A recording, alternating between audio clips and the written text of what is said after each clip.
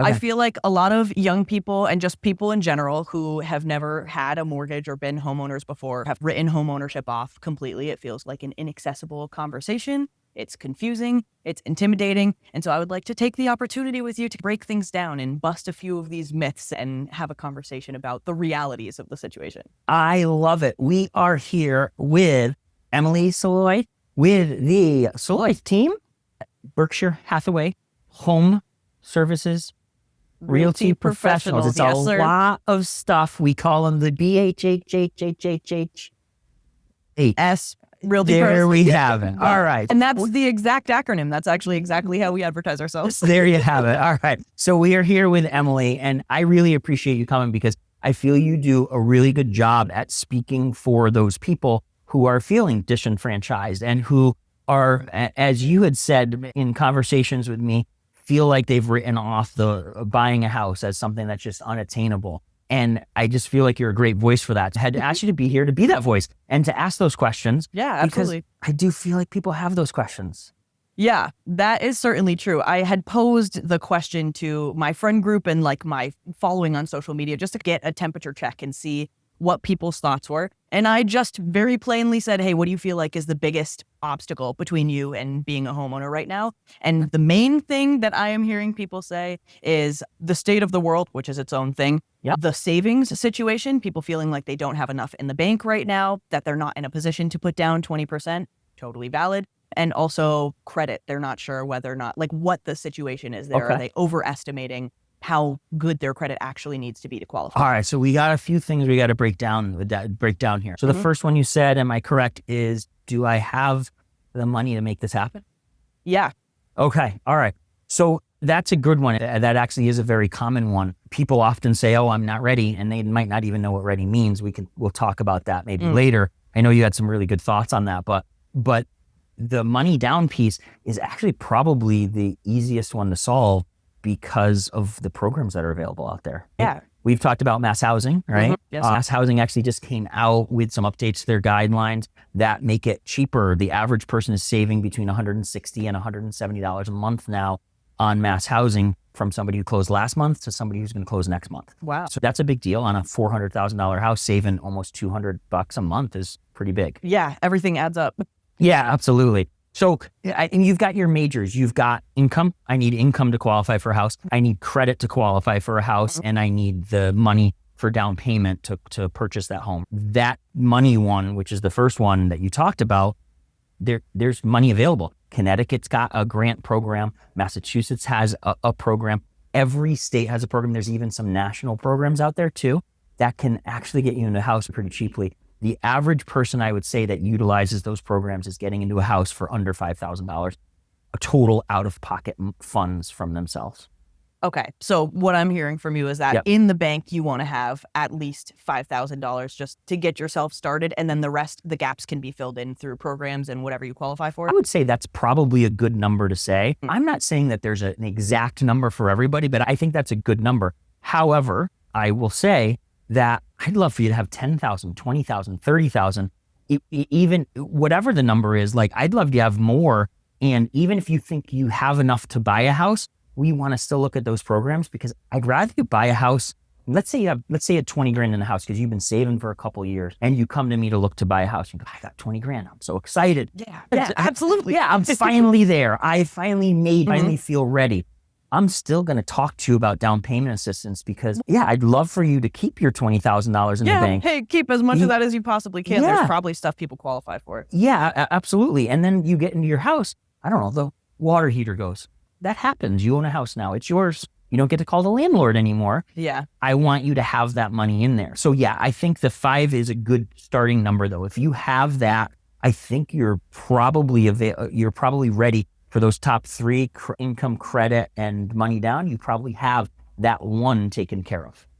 Perfect. Okay. And so like outside of a down payment, for people who maybe don't know what like closing costs entail, like what are some of those things? Yeah. So you've got your attorneys, you've got fees that the state charges to record documents. You've got taxes and insurances that are going to be due at the time of closing. When somebody comes to me, I very rarely talk in terms of just down payment because there are all those other costs in purchasing a home. Right. So oftentimes I talk and I use the terminology cash to close or total investment or total money required to purchase this house. I talk in those terms because I feel like it does a disservice when somebody calls and they say, oh, you can do this with 3% down.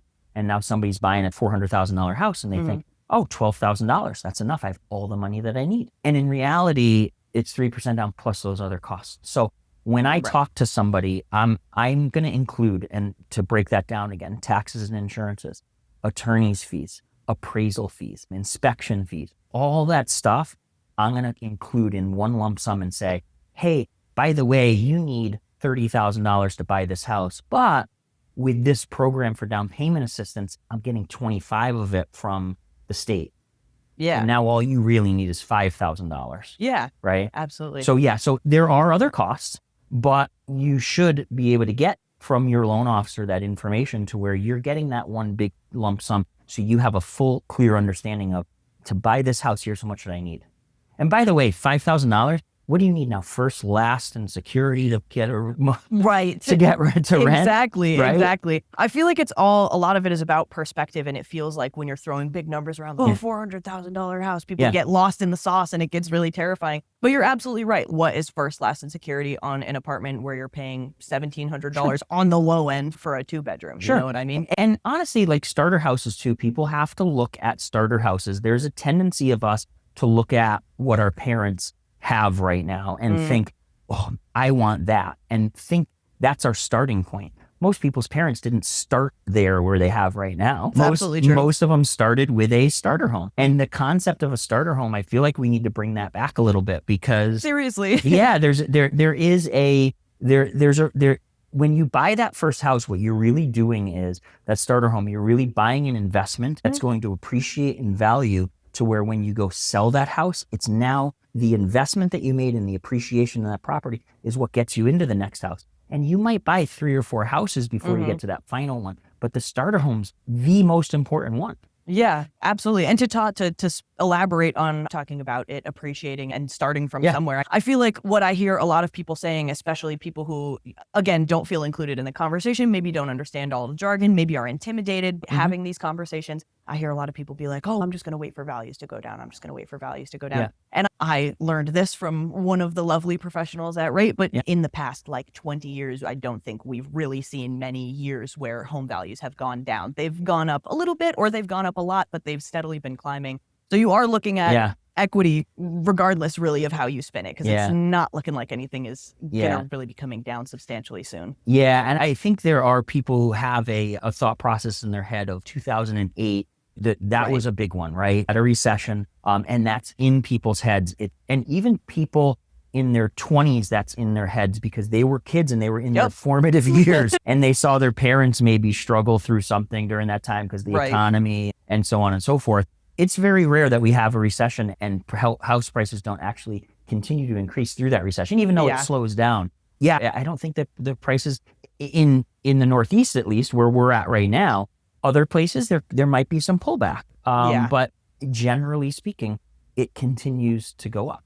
Yeah. And that's another conversation that I would love to have, because I feel like part of the large conversation that exists on the internet, and at least what I had seen, and I would love to have you help me bust this myth right now, is that private equity is snatching everything up and there are no single family homes that are accessible or affordable anymore. And I know that in the Northeast, like you just said, things tend to be much different than in other areas of the country. It varies state by state. Yeah, I would say 100%. Like that's not necessarily the case in the markets that you're working in. Yeah. And especially the markets that you're working in yourself, it's limited inventory and we're just not building fast enough. And in some cases, you don't have the land to build fast enough because it's already built up. You have other areas of the country that have overbuilt and they're starting to see a contraction right now. But I don't think you're seeing that in the Northeast.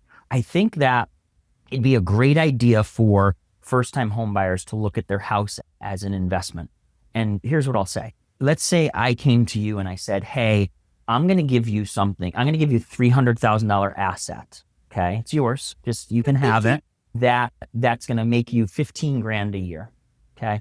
And for that, I just want $5,000 up front from you. You'd probably be like, okay, $300,000 asset. going to make 15 grand a year, and I need $5,000. That's pretty good. I'm tripling my money in the first year, right? That math is like you buying a $300,000 house with down payment assistance with an average appreciation of maybe 5%. Maybe it's less than that. Maybe it's 4%. Maybe it's 3%. But would you give me $5,000 if every year I gave you $9,000 back? Probably, right? Yeah. I'd say so. Yeah, you probably would. And so that's why people who own versus rent have a net worth that's higher than everybody else. That's what they're really tapping into. And that first starter home they bought for $300,000. When they sold it, it was now sold for $400,000, and they bought a $500,000 house after that, and that then started building equity even more and even faster. And they started all of it with $5,000. It's almost like a savings account baked into the home that you get to customize as you live there. Yes, absolutely. Yeah, it's a 401k. But it's in the form of a house. Right? Yeah, and I can paint the walls whatever colors I want, and I can have my dog, and I can't have nobody tell me not to have my dog. Exactly. And I can't tell you how many people call me too that are calling. I had somebody a couple days, I feel really bad. She called me like in tears. Her landlord is selling. She's lived there for 20 years. Yeah. Her landlord is selling. Why is he selling? Because house prices are so good and he wants to cash out. So it's housing security for you and for your family as well to own a home. So really big. Don't let the cash you have available stop you. Yeah. Is what I'll say. Absolutely. And the way that I look at it too, because once you're in the home, right, the other thing too is, okay, not everybody is making a ton of money on the monthly. And some people can barely even afford to pay for a 1-bedroom apartment on their own. If you're already in the mindset of, okay, I'm going to have roommates, I'm going to live in this apartment, share a lease, whatever the case is, then still split your rent. The likelihood of you buying a 1-bedroom house is quite low. You're probably going to find something with that lease too. You know what I mean? So rent out your room, still split your expenses, and then you're in control of the situation. Absolutely. Much more than having somebody sell out from underneath you and then all of a sudden you're relocating. Absolutely. Go ahead. Talked about the amount of money that you should like to have in the bank, but I hear people saying all the time, and we touched on mass housing and some of the programs, and I feel like this is truly your area of expertise. I would love to hear what are some of the programs that are available, because $5,000 is obviously not the full 20% down. Yeah. What options are there? And I think you mentioned that closing costs we can roll into that. So that money that you get from the state that can help you with your down payment and with the closing costs, and that limits the amount that you have to come out of pocket. What kind of programs exist so that we know? So let's talk through that. So I'm going to use a $400,000 house just as numbers. Sure. So the programs that exist in your areas, we've got Mass, we've got Connecticut right over the line in this area specifically. And I think you're in Mass and some people on your team are in Connecticut as well. Yes, that's true. The programs that exist in this area, generally speaking, are going to get you around $25,000. Now, there's a little bit more available for some people in Massachusetts. There's a little bit less available for some other segments of people down in Connecticut. But generally speaking, I'm going to say $25,000. And my math is going to work well with $25,000, which is why I want to use it at that number as well. Okay. Let's say you are buying a $400,000 house. Sure. And you're going to put down, say, 5% on that house. That would be a $400,000 house. 5% would be $20,000 that you need. Okay. Let's then also say, and this is not a real figure here, but let's say it's going to cost you $10,000 for the taxes, the insurances, all that stuff. So I need a $500,000 house. I'm going to need $20,000 for my down payment. I'm going to need, and it could be less. You could do 3% down, believe it or not, or 3.5% with FHA, or 100% financing with USDA, or 100% financing with VA. A lot of good stuff out there, but that's not the example we're going over. We're going over 5%. So 5%, 20 plus I need $10,000 for closing costs. Okay. I need a total of $30,000. So what I can do is I can take that $25,000 that I'm getting from Massachusetts or Connecticut, or in Florida there's a program, or Tennessee there's a program, or everywhere there's programs everywhere. I can take that $25,000, take 20 of it and put it towards my down payment, take 5 of it and put it towards my closing costs.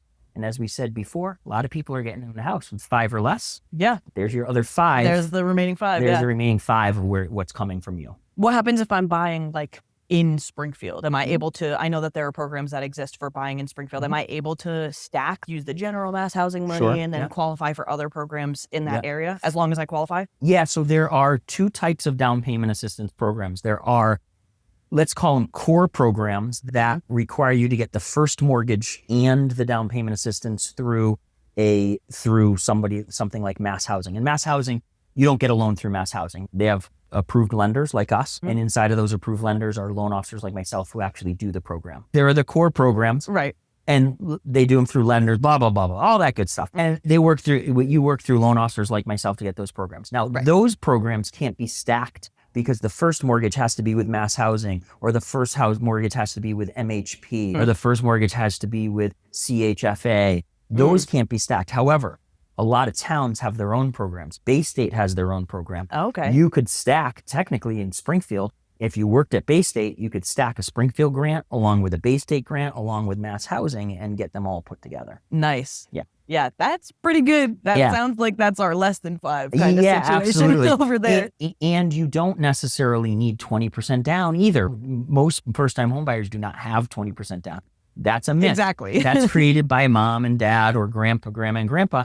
Not ill-intended at all, but that's what was their reality. So they think that's what's the reality today. It's not. So changed. Exactly.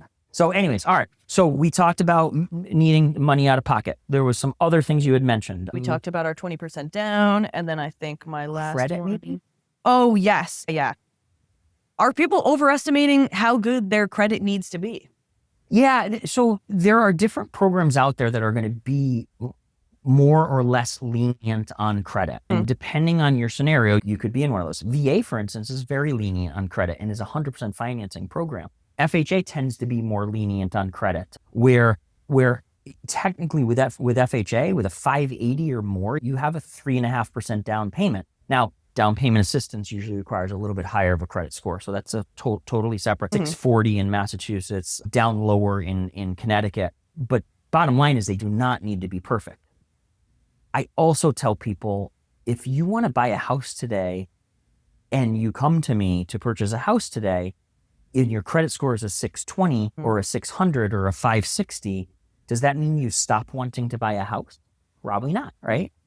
So Not usually. Yeah, not usually. So it's not like all of a sudden you just, okay, I'm not going to ever buy a house because my credit score is not there. So who cares what your credit score is today? It doesn't matter. Let's get you prepared to do it. Exactly. And that's where having a really solid team and having trusted professionals comes in. And those are, folks like yourself. I feel like a lot of people feel like they need to be so ready. They feel like they need to be in the perfect position. And I feel like it's more a matter of having information and being prepared. Yeah. I think you're 100% right. A lot of people they might talk to a real estate agent like you're like, I'm not ready to buy a house. Yeah, I do get that right? quite a lot. Yeah, especially from first-time home buyers or people who are interested in becoming first-time home buyers. Yeah, and I would venture to guess that the majority of the people that say that to you don't know what ready means. They think ready's a feeling. Ready is a feeling. Ready's almost like, I'm not ready to have kids. It's a feeling. I'm not like, you're probably never ready to have kids. Talk to anybody who has had kids. You are never ready to have kids. Fair. And then they come along, they're great, they're awesome, but nobody ever feels ready.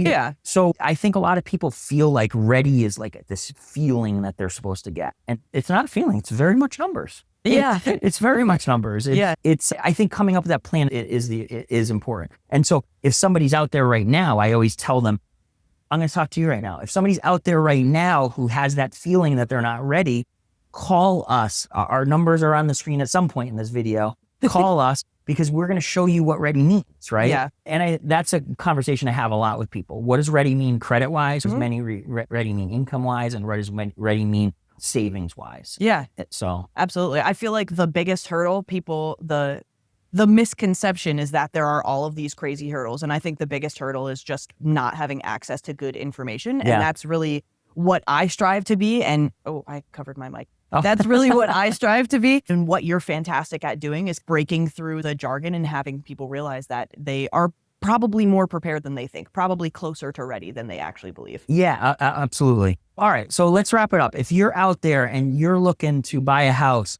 reach out. It doesn't matter where you are. We are here to help coach you through that process, right? Yes, sir. We are here to help coach you through that process. If you're feeling, as you put, disenfranchised, did you use that word? Or did I use that word? I think you used that word, but I do think it is an accurate. Okay. It's an accurate representation. One of us used it.